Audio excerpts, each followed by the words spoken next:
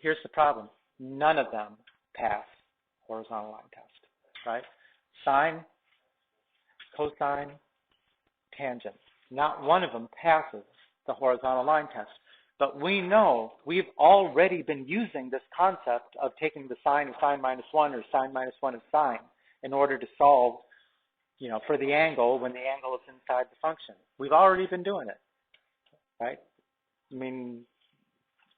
So the question is, how do we make that happen?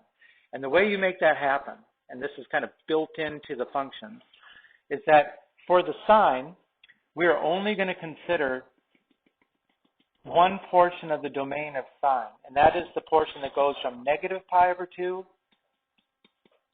to pi over 2.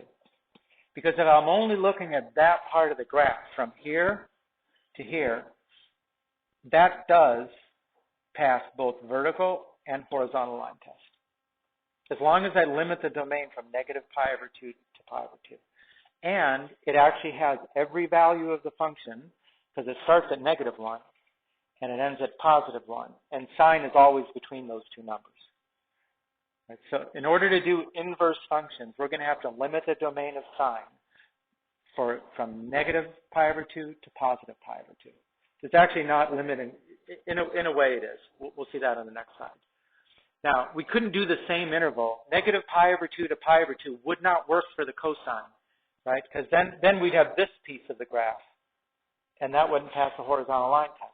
So for cosine, we use the interval from 0 to pi, right?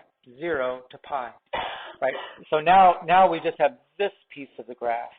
Oops, that wasn't a very good squiggle. And again, that passes the horizontal line test, and it has every value of cosine from negative 1 to 1.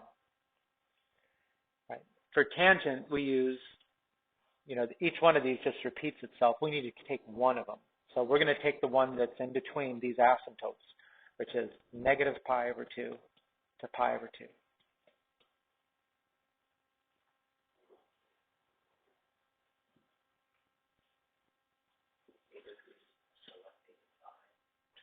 Yeah, in order to define our inverse functions, because remember, we know what the domain of the sine and the cosine is all real numbers, right? We know it's all real numbers. But in terms of developing our inverse functions, remember, when you take the domain of a function is the range of the inverse.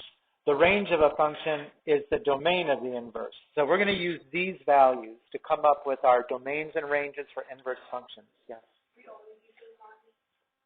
Yeah, there's the next slide will show you that.